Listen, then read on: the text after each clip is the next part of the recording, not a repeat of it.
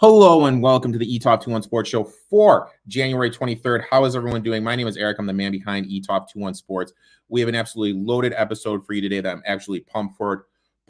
We have a first-timer coming on. My girl from Arizona, Lady D, is making her debut on the show. Really excited to talk to her, pick her brain about the NFL, the matchups that occurred last weekend, and her thoughts going into this weekend of the conference championship. Plus, Gino will have his horse racing in the bet of the day from Gulfstream Park. Absolutely loaded day of horse racing this Saturday at Gulfstream. I'm actually going to have Gino on my podcast later in the week to dive into the card a little bit more. But before I jump into all that, I'd like to say thank you to the sponsor of the show, Parlay Play. If you're not using Parlay Play, go to the App Store, download Parlay Play, use promo code NFL Betting Blitz for a nice little deposit match. Now, let's see what Gino has cooking for us over at Gulfstream Park this Saturday.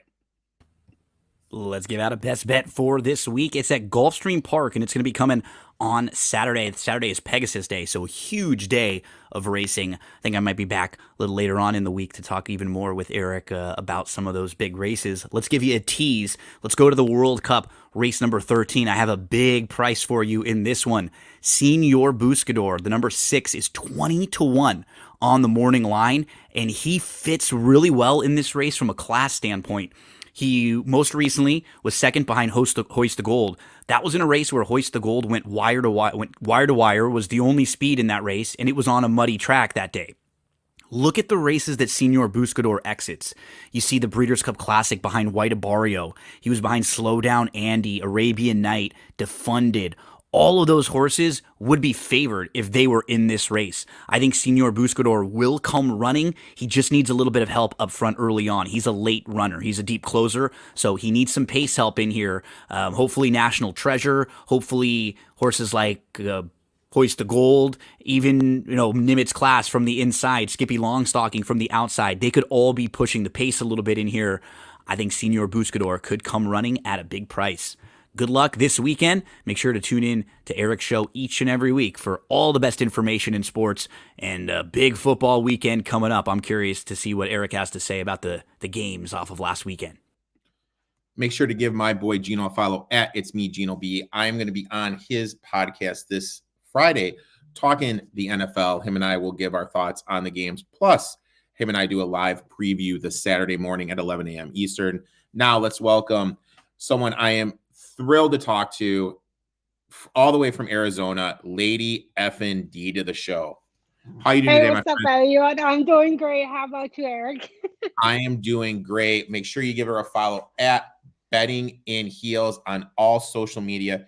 The reason why I like Lady D is a lot of people don't know this about me. I'm a math major. My old man was into math, and she understands break-even points. She's not out there doing what some people do, playing these minus 160, minus 205 bets. She keeps it strictly, I believe you said minus 130, minus 135 or less. Well, minus 150 and less. 150. I don't go over 150, but my whole goal is to always stay around minus 140 and go down. So you will never see me, catch me, post anything that is over minus 150. That's why I'm the same way. I like to play, because if you get anything over than that, your break-even point gets skewed, and betting sports is hard as is. Let's fire off. We already have some comments going. NAA86. I'm happy that the Lions are finally breaking through, but can they pull off the win in San Francisco? I'm a Lions homer, so I'm going to say yes, and I have a nice little future ticket on them. Lady D, what say you, my friend? Man, listen, I can see them taking the points, covering the spread, but I cannot see them actually beating the Niners. I think I'm going to do a teaser with that and with the Chiefs. Now, my boy Sports Facts, who I absolutely love, tunes in every week, but he always gives me shit when I bet Oklahoma State. Yes, I did bet Oklahoma State in basketball today, plus the 4. I had to fade TCU. C-Spear22 chimes in. Will Josh Allen ever get to the Super Bowl, and what the hell happened with Diggs? Oh, you see, I was sad because I'm originally from Rochester, New York, but I've never been a Buffalo Bills fan. It was just so sad to see what happened, and everybody was talking shit about the brass, the kicker, that he got so much freaking Crap. death threats and stuff like that, that he had to shut off his damn social media. People shouldn't even be doing that for real. Even if you lose money, it's gambling.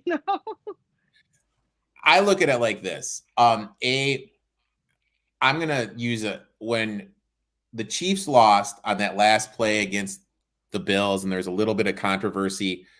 Josh Allen looked like a kid who didn't get his own way. And you have a couple of kids, you know what that feeling looks when a kid doesn't get his own way and he Yes. throws a little bit of fit. That's what Patrick Mahomes looked like. When Tyler Bass missed that field goal, the first person to him that like kind of put his hand around his shoulder, kind of walked with him was Josh Allen. To me, that tells me all I need to know about Josh Allen. He's one of the better quarterbacks in the league. I do think there's some coaching issues going on in Buffalo. I will dive into this game a little bit later when we have our takeaways, but I think Josh Allen will win a Super Bowl, but I do think there needs to be a coaching change with Diggs. Obviously, I think something happened in the locker room, and I think he's old. I think Father Time has just kind of finally caught up with him, and he's lost a step, and we see wide receivers do that. Gill chimes in with a basketball question. What's up with the Bucks firing Griffin? You may not know this about me. I'm in the northern suburbs of Chicago. I used to have Bucks tickets until they won the title. Then it got a little too pricey for me. So I have my 2 cents about this, but I'll let you fire it off first, my friend. Oh man, I don't know what the heck happened, what they're thinking of, because the Bucks have started to become fire, and they started to win, and now they're like what? Where they at right now in standings? They 30 should and be. 13. Yeah. They should be right there. So what happened that they fire him? Something really had to happen for them to fire him. But I think somebody, um, let me see, because I've seen a lot of news about the firing, but they already got somebody else, and I don't know who it was. I mean, the big rumor is they're going Yeah. to try to get Doc Rivers. I mean, that's kind of the big rumor. I know one of their assistants is taking over. And I mean, let's make some money. His comment right here kind of hits it in the head. They aren't making that move unless Giannis signs off on it. Matt Clay chimes in. They just hired Doc. So they did literally Doc. There you go. I'm not a big Doc Rivers guy. I'll say it, but you're not making that move when you have Giannis, and yes, Giannis signs off with it, and your whole goal right now as a team, your whole goal as a franchise is to make him happy. How can the Chiefs beat the Ravens this weekend? What do you think? Well, I don't think they will beat the Ravens, but I'm really loving that they can play head to head. It's going to be a very close game, to be honest, especially this is in Baltimore. And it's going to be a hell of a game. They're going to go ahead, Eric. I think it's going to be a good game, but I think it comes down to they have to stop the rushing attack. We need to remember Josh Allen had 72 yards rushing. If Lamar Jackson is able to have over 80 yards rushing against this defense of the Chiefs, I don't think they can win, and that's the key to them. They need to be able to stop Gus Edwards, Justice Hill, and Lamar in the running game, force Lamar to pass the ball. I know he is getting Mark Andrews back, but I kind of think that's the key to them. Also, which one? I hate the Lakers, 99, 20-1. That's what I'm talking about. Obviously referring to Gino's horse racing bet. Gino shooting for the fences. So those tuning in for the first time, basically how this works is we each have 2 takeaways, and then we dive into the bets. Lady D, what is your first takeaway from the divisional round? Okay, you're going to love this because you're a Detroit Lions fan. Yep. So I have David Montgomery anytime touchdown. Oh I no, think we're it going was plus. takeaways. Sorry, Uh, we're gonna go the takeaways. What? my take. I'm Yeah, sorry. that's okay. That's okay. We're Oh good. my We're God! good. Last week takeaways was crazy because I've always I basically had the points. I had Tampa Bay against Detroit, and they did not freaking cover the points. I should have known better not to take the Buccaneers against Detroit, but I did. Um, it was a great game. There's not too much takeaways for that. I just hope continue to see the Lions play good as well. So let's see Okay. how they go play and the Chiefs and the Bills. I mean, like that was a great game. But there was a lot of coaching, as you said, a lot of play calls that have not been that have been missed in the games. Uh, with Hamilton doing Yeah. that false that false punt, whatever they call that. So he shouldn't have even did that, to be honest. I don't even know what he was thinking when he did that. So um it was a great games, and that was basically my takeoff. I'm usually don't go by and see what happens because I'm a math person. I love to read lines. So I usually don't try to look in the ins and out after the games. I'm like try to look forward into the next two games. My first one. Matt LaFleur, I believe, cost the Packers that game. I've been hyping up LaFleur. A couple weeks ago on the show, I actually gave away for him to play him to win Coach of the Year. But after what I saw this past weekend, I hated his game plan. You have a field goal kicker who already missed one, the guy calling the Fox game quoted you as saying, anytime he goes to kick, I just pray, which is not a good sign. And you played not to lose then. You played for the field goal. You drive down there, get the 6 points, just end the game. If you score a touchdown right there, the game's over. Also, I have Right. no idea what you're doing with Jalen Reed. Looking at the stats, looking at PFF, looking at everything. Lenore from the 49ers has given up the 6th most yards in the whole NFL receiving. He bleeds production. He lines up in the slot. That's where Jalen Reed lines up. You gave Jalen Reed 4 targets, 4 receptions. 2 of the 4 targets were in jet sweep passes. So literally your best matchup you didn't go to. You're throwing to the tight end. Both your tight ends, Kraft and Musgrave, had more targets than Jalen Reed, and they're being guarded with Fred Warner, who's the best guarding the tight end, and the 49ers give up the least production per game to opposing tight ends. So I really think LaFleur, at the end of the day, I think he cost the Packers the game and a chance to make it to the conference championship to play the Lions, who they've beaten before. I think that game's on Matt LaFleur. I'm calling him out. I'm calling out my boy Matt. Do you have another takeaway from last week, my friend? Oh man, no, because it's just I try to put all that past me. Okay. Try to move forward My to our 2 new games that's coming up Sunday. So my second takeaway is this. Can Chris Jones get some love? I know that everyone's talking about Josh Allen. We had a comment about Josh Allen before. He's getting a ton of crap for not checking it down in 2nd and 9 to right. Stephon Diggs, but Shakir was wide open. You needed a touchdown to take the lead. I'm seeing Des Bryant, Warren Sharp, all these guys who have these big followings giving Josh Allen crap for not checking it down.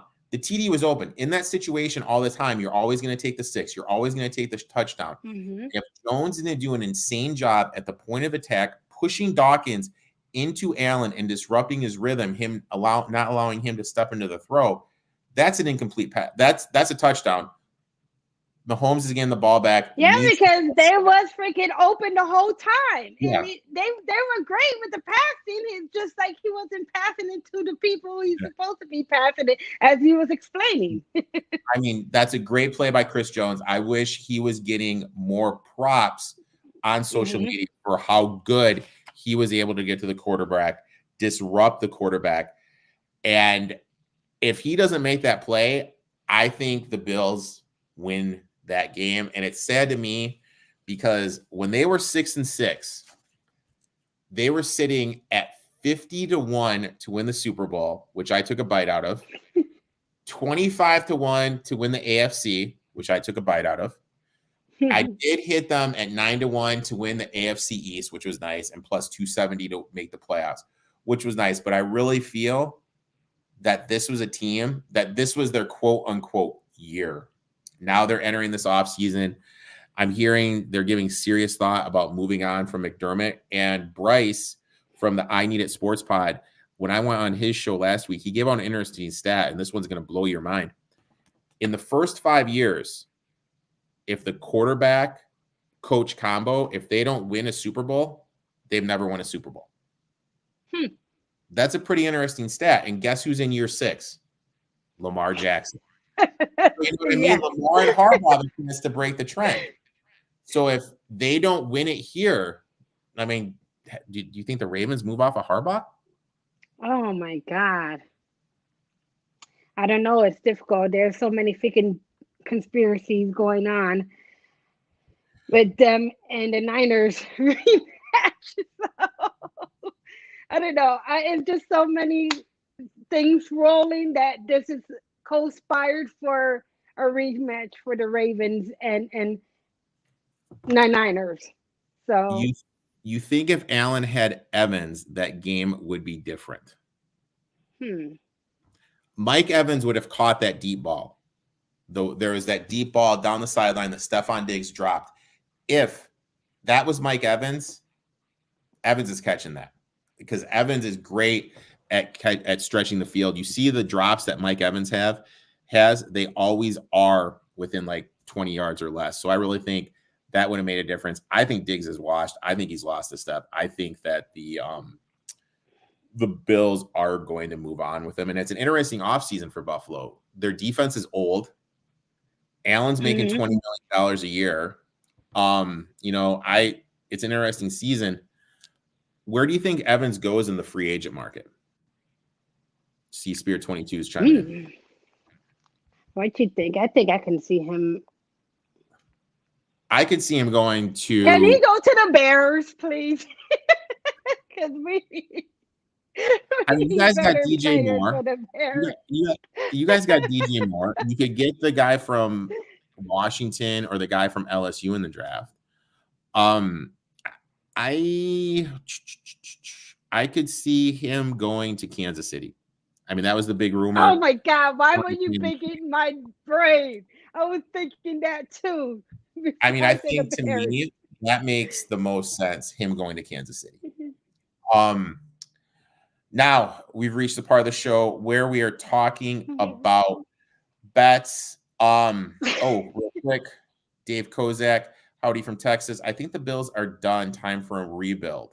That was this year. I think so too. I agree. I think they got to look. I think they got to hit the reset button. A lot of old players on that contract, on that team. Need to get Allen a little bit more weapons. I like Kincaid. I like Cook. Gabe Davis can't stay on the field. Got to move Diggs. I like what his name? Shakir in the slot. But you got to start moving some pieces, giving Allen some better pieces, and probably look to make a coaching change. Now we're on the time we're going to talk some bets. We each have 3 bets. We're each going to alternate. Lady D, you are the guest, my friend. What is your first bet?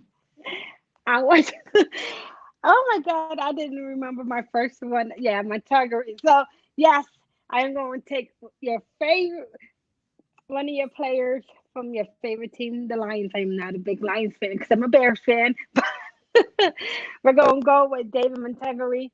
Anytime touchdown plus 170. That's a long shot for me. But he's been 80% his last 5 games doing anytime touchdowns. So I'm liking this. This is very what I look for when I look for player props. So that's I'm fucking with this one right here. Montgomery, I can't even pronounce his last name. Montgomery. And he's D. a Montgomery. He used to play for Montgomery your was Bears, a bud. Bears. He used to play for your Bears, buddy. He used to play I for your never Bears. knew how to pronounce his damn name. I don't, Montgomery. Yeah. My next Yeah. bet, and my first bet. I'm going to the game. Look, I got the Ravens at -3. Right now, it's ticked up to -3.5. There still is some -3s in the market. I do think we're going to see some Chiefs money come in. Here's my thought process for the game. Kelsey's been on a tear, averaging 6 receptions, 73 yards per game, but the Ravens are 8th DVOA defending the tight end, allowing only 42.3 yards per game. Ravens also have Hamilton, which is huge. He's going to be able to cover Kelsey, so I don't think Kelsey is going to be that big of a factor. Another thing, Humphreys is coming back, so the defense is going to be better in coverage. Having Humphreys, that's going to allow him to shadow Rice. And if Hamilton's on Kelsey, that means you're relying on Hardman, MVS, and Crew to beat you. I don't know if they're going to be able to do that. Another reason I like this Ravens team is the key against Mahomes is you have to be able to create pressure without blitzing. And that's what the Ravens are able to do. They led the league this year in sacks. Another factor, Chiefs' lack of a run defense. They were 27th DVOA defending the run, and Josh Allen had 12 rushes for 72 yards, averaging 6 yards per carry. What is Jackson going to do against this defense? If Allen was able to eat that much, I think Lamar is going to be able to eat that much. The Chiefs allowed 114.9 yards per game. That was the 18th most. They just allowed 186 to the Bills, and the Bills totally abandoned the run for the second half for some reason. So the Bills should have had more rushing yards, but for whatever reason, they abandoned it. I think they're going to be able – I think the game plan is you're going to run the ball, you're going to keep Mahomes on the sidelines, and you're just going to work that clock. Ravens are 7-1 ATS this year, playing a team with a winning percentage over 60%. Jackson is a 3-point favorite or less, 71% against the spread. When I look at this matchup and the trenches, I give the Ravens the edge. I'm taking the Ravens here, -3. I'd wait, though. I think this is going to tick down. I think this line is going to be all over the place. Yes, well, I agree. I think the line is going to go up and down. It is right now is going to, like you said, 3.5, just because Kansas City Chiefs, their spread against the last 5 games on the road is 80%, which is 4-1. So a lot of people is going to start diving into the Chiefs because of that. Just like they're diving in with Detroit as a public dog money, which I don't like public dogs money. I usually tend to go opposite that, but we'll see what happens. I agree with you. And I was talking with Gino on his podcast about this, and I'll be interested to get your intake. I feel like during the regular season, because there are so many games, there is going to be that one like public dog where that's the one you kind of want to fade and go against. But when we get to playoffs, there's less games. So it's okay, I feel, in the playoffs to be on the side of the public sometimes. If that makes sometimes. Sense. Because everybody was on the Packers too. Mm-hmm. Well, I mean, like you kind of look. Yeah. So I mean, I was on the Packers. Like toss it up, you know what I mean? I mean, like, and it's also one of those things. Like, it's hard. You really have to trust. Like, I know for me, the service I use for it is I use the Action Network. To me, I think they have the best numbers where it shows because it shows the percentage of bets and the percentage of money, so you can kind of see where everyone's at. You have these guys on Twitter that just tweet stuff out that say the sports book this percentage. But you don't know, do they have ties to the sports book? Are they getting a kickback because of this tweet? With the Action Network, I think it's all the bets. So I think that's a little bit. My favorite is VSiN. I usually go on theirs because they have Circa, then they have Westgate, FanDuel. So you can go and, do what you do on Action Network. But like I trust more like the Vegas Yeah. thing. So I usually look more at VSEN, and then I go look at offshores where the opening numbers are, who opened the numbers and the offshore book. So that's what I like. I really, really focus on who opens the number and look where it's going to, where the supposed sharp are going to too. So That's a good one. What I like to do on BetStamp is I feel the offshores are always ahead of the market as to the legal yeah, they books. always are. So if I like Team X and I see it's moved one direction at bookmaker, like if I like, I'll use the Chiefs, like, or the Ravens. If I like the Ravens here, -3, and I see on bookmaker it's already moved to 3.5. On these books that are legal in the States, I'm going to click the 3 because it's only a matter of time because they're always catching up to the offshore, because offshore tends to be a little bit ahead of the market. Sports Facts, who's always giving me shit, but I still love you, dude. Xavier and OK State are melting. C-Spear22, you think we'll go to the Chiefs +4? I think it's going to get there. I think like right now it may get there, but come toward game time, it's creeping up. I think we're going to see it dip down a little bit more. Dave Kozak, what the over that Kelsey's girlfriend will be talked about. I can't stand the meeting talking about it. So this is my thing. And I think I'm in the minority here. I was thinking about this. Taylor Swift is probably one of the 10th most successful people in the world right now. Mm-hmm.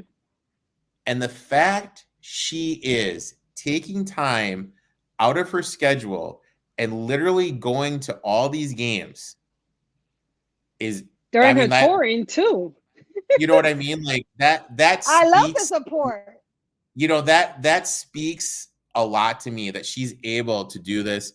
C-Spear22, T Swift Cozy. Now, Lady D, what is your second bet, my friend? Okay, so I'm gonna go take Pacheco, Isaiah Pacheco, anytime touchdown +120. He's been hitting since I've been taking him, so I'm gonna go rock with him. Mahomes been throwing to him, so he's another 80% on his last 5 games as well. So we're gonna still rock with Pacheco until he don't cash out anymore. So I'm riding with Isaiah Pacheco anytime touchdown +120. He's been running, and he has been running like he has. It's off. My next and you bet. know what? Go ahead. No, go ahead. And which is crazy because I had Kelsey as well the last game, and he had 2 touchdowns, and no, he hasn't been doing shit lately. So it was crazy that he started running and catching the balls and started getting the damn touchdown. I think it was that Swifty that he had to show off for Taylor. Like, I got to show off for my girlfriend and my brothers there too. I'll say this. Like, I was at the draft last year with, my girls from Dresses and Solid Pretzels down in KC, and Kelsey was in the crowd at the draft beer racing. I mean, the dude is he's just a dude. He is literally just a dude. And I would absolutely love to slam beers with Jason Kelsey. Dude. I would absolutely, if I could slam beers with him, I think it would be phenomenal. Also, what was the other thing? And then he was at the tailgate with Bill's Mafia. Yeah. Doing the thing. Yes, and he was so awesome, yo. They are the most humblest football guys that I know. Well, no, because Larry Fitzgerald is humble too. He's a pretty good down to earth guy as well. I've had many opportunities that I saw him around here in Scottsdale, and he does a lot of charity work and everything, and he looks like he the type. But the Kelsey brother, are like the down to earth people. I even be listening to their podcast. It's just it really never really got me into listening, but their podcast is really pretty good. They get into the Taylor Swift helping people understand the concept of different positions in football and answering questions, and then they drill each other. It's just a great brotherly love there with each other, and I would love to hang out with them if there was any possibility, but that's not gonna happen. But they give so much. Everybody is really paying attention to them just because of Taylor Swift, but it's good. I liked in that documentary, was his wife's name Kelsey. She goes, "Are we really going to spend $4,000 on a Super Bowl ticket to a game that your daughter won't even remember?" And he was like, "Yes." I mean, to me, that was freaking ultimate. Okay, I guess Xavier's not going to be covering for me. That was great. Oh no. My next one, and it's kind of a piggyback of the last bet. I'm going Gus Edwards over 41.5 rushing yards. Chiefs are 27th DVOA defending the run, allowing 114.9 rushing yards per game. Gus Edwards has gone over this total 2 of his last 3 of his last 5, 12 times this season. The last 5 games, I'm not counting the Chargers game because the Chiefs rested many players that game. Cook, 18 for 61. Mozart, 8 for 33. Mixon, 21 for 65. White, 22 for 145. Harris, 4 for 25.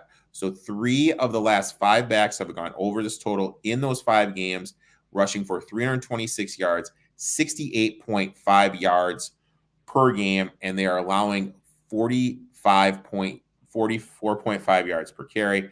I think the Ravens are going to lean heavy on the run this game to keep Mahomes on the sideline, like I talked about earlier. So I'm betting the over 41.5 yards rushing. And I think I love laddering. Last week, we laddered Mike Evans. He balled out for us. I am going to be laddering this. I saw in one book, you can get over, I think, 100 yards at plus 1050. So I'm definitely going to sprinkle a little bit on that. So I'm taking Gus Edwards over the 41.5 rushing yards. Lady D, what is your last bet, my friend? That. And my last bet is I'm going to go with you with the Ravens, and I'm going to take Lamar Jackson's pass touchdowns plus over 1.5 for plus 145. He's been able to hit this 80% of the last 8 games. Last 10, he's hit 50%.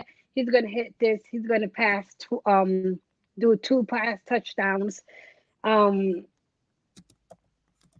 His last 5 passing plays were between 63% to 37%, with him doing the most on against the Rams. So I think Lamar Jackson would get this over 1.5 pass touchdown. What's your thoughts about that? I like it because I think they're going to force Lamar to pass. I think this KC's defense is absolutely brutal. You're getting Mark Andrews back, which is going to open stuff up. Isaiah Likely's been an absolute beast. So now you start running Likely, Andrews, OBJ, Zay Flowers out there, along with Nelson Aguilar, who's the home run hitter that can stretch the field.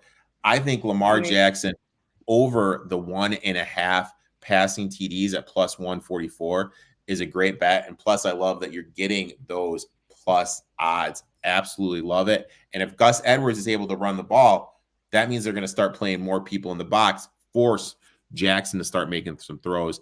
Love it. Boom. Let's plus go. 8.5. Never in doubt. Xavier, baby. And my boy Sports Facts talking that shit. OK State is tied out. Dude, we're getting the it's a long game, dude. Chill out, my friend. Chill out. I know. Relax. My last bet. And you know what? Look, I'm rocking the Lions.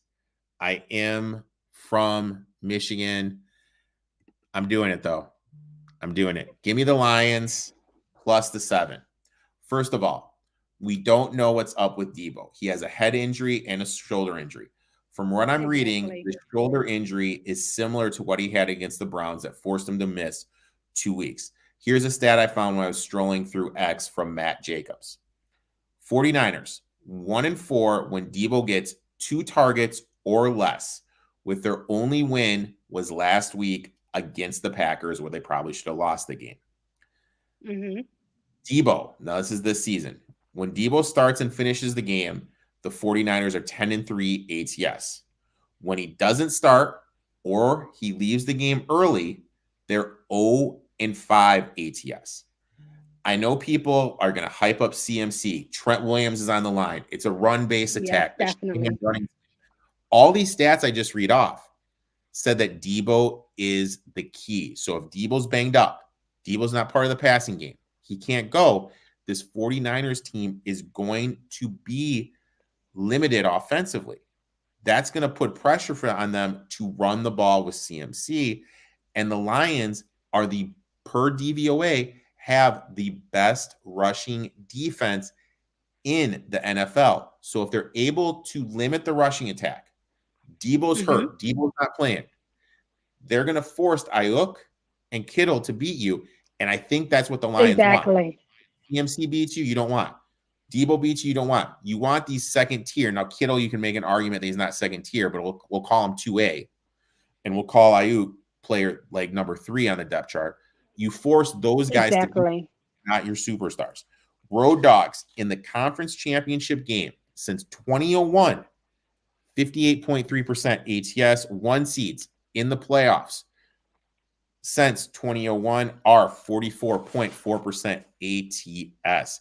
You can also run on these 49ers team. They're only 15th DVOA defending the run, allowing 4.2 yards per rushing attempt. Last week, the Packers rushed for 136 yards and have given up 103 yards per game their last 3 games. Lions have the 4th best rushing attack per DVOA, averaging 131.8 yards per game. Lions average 4.5 yards per attempt, which is the 5th best in the league.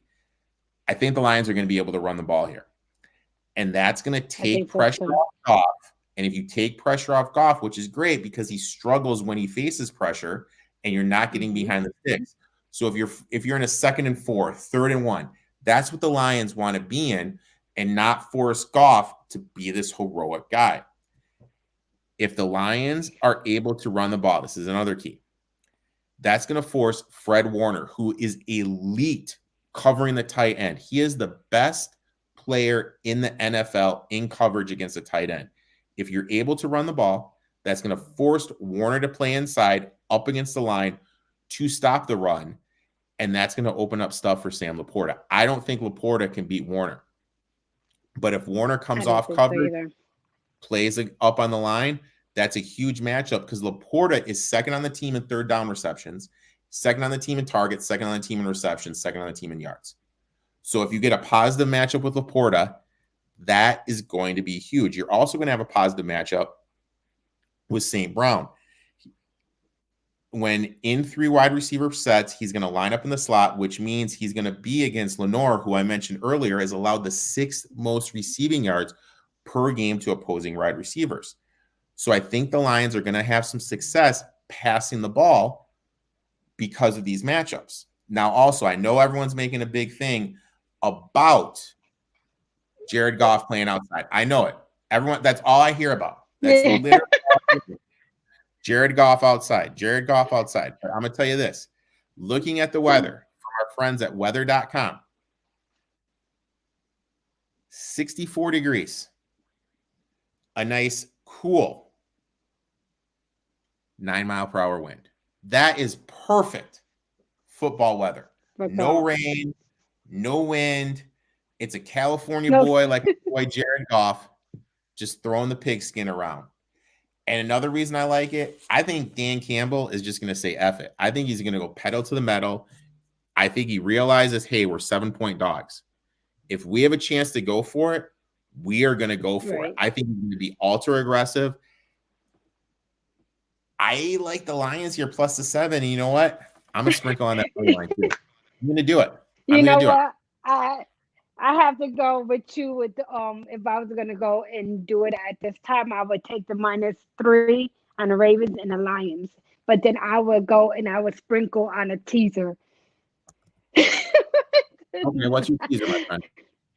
So now I'm thinking because we always, like I said, the publics are hammering the Lions just because of the reason of Debo is being out. And that's why everybody is hammering the Lions, because Debo. We don't know what's going on with Debo. So now everybody's hammering on the Lions, but I don't agree that both of the dogs are going to cover. So definitely have to take the Ravens at -3. But now you're making me reconsider taking the Lions. Because I think like you have skin in the game. You know it. You bet five days a week. 5 days a week during the count. That's you. You may you'll take a day off here and there like we always do. Like I always usually take Friday off. I don't bet Mets baseball. That's kind of my mental break. But for the average Joe, and for those watching this that fall in this category, I apologize. Their mindset's going to be like, look, it's going to be the 2-1 seeds. I'm going to take the Ravens money line, and I'm going to take the 49ers running line. I think that is going to be the public play. And if the Ravens win, I think the Lions are going to win even more just because I don't think we're going to see 2-1 seeds in it. You know what I mean? And this year when it's a completely open, I don't think we're going to see 2-1 seeds in it. Also, I got one more question for you. Okay. Looking at it, because I love getting ahead of the board. I love like kind of like trying to get my futures out because I love betting futures. I look through futures throughout the year. You know, we had the Bills, like I said, 50-1. Last week we said to take the Lions at 18-1, which is looking pretty good. Looking to next year, I really think the team that I'm really going to be zeroing in for on futures, and I know a lot of people are going to look at the Texans, look at the Browns, look at the Ravens. I'm going to be looking at the Bengals. Does everyone forget about Joe Burrow? You know what I mean? Because they're going to have that last. You know what I mean? They're, like literally, they're going to have the last place schedule. I know they lose Callahan, but you still have Joe Burrow. Right. Like, you can get a tight end. I'm hearing Bowers may drop. Geez, if you get Brock Bowers and Jamar Chase, you sign T. Higgins to the franchise tag, you can run this back 1 year, and you're going to have a great schedule. I think the Bengals next year, if you find them over at 20-1, I think they have some value. Another team which always disappoints, I'm definitely going to be locking in the Chargers just because you're going to get Harbaugh, you're going to get an adult in the room. I kind of like them with everything they have. Is there any kind of teams like you have circled for next year that are a little high on? Not really, because doing the features are not my thing to do. I really hate doing features. But like you said, I really do see the Chargers, and maybe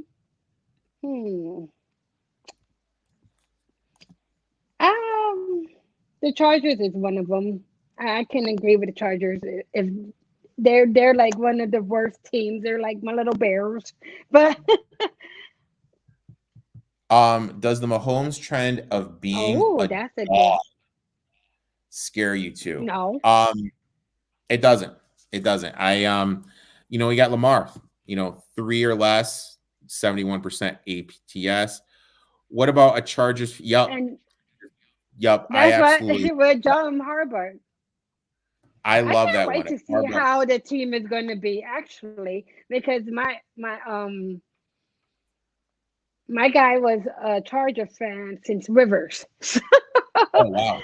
I should be knowing a lot about the Chargers, but I had kind of disregard the Chargers. Started looking at the Bears. I would say the Bears, but the Bears, we have to fix our offense and our offense again, and our defense. We have to rebuild again. So, but the thing is with the Bears is, now this is just me thinking out loud. obviously the Packers are going to be overvalued because everyone's going to talk about how they're one of the 6th youngest team in the playoffs. What's his name? I'm not a Vikings guy. I think the Vikings are very overrated. You don't know what's going on at the quarterback position there. And the reality of the situation is both the Lions' offensive and defensive coordinator could be gone. They could have head coaching jobs. Yeah. And we saw how in Philadelphia, how they kind of like struggled this year, hired guys who have never done it before, and their offense and defense was absolutely brutal. So that could be the Lions. Bears have that schedule. You get Caleb Williams in there, draft. You may be able to get another wide receiver to pair with DJ Moore, get another pick if you trade Fields. So, I mean, I think that's interesting. But since you're a Bears fan, let me ask you this. If you're the GM, okay, Lady F&D, you're the GM, what do you do? Do you trade the first pick? You know what I mean? Like, what do you do? No. Oh, my God. I would have to get somebody to go with more, man. We really have to fix that offense. Definitely. I don't want to get rid of Fields. I think Fields have a lot of potential. Like it's just that it's hard for him to connect with some of the players. You know, when he's throwing, he only have that one person he can throw to that he can be safe with.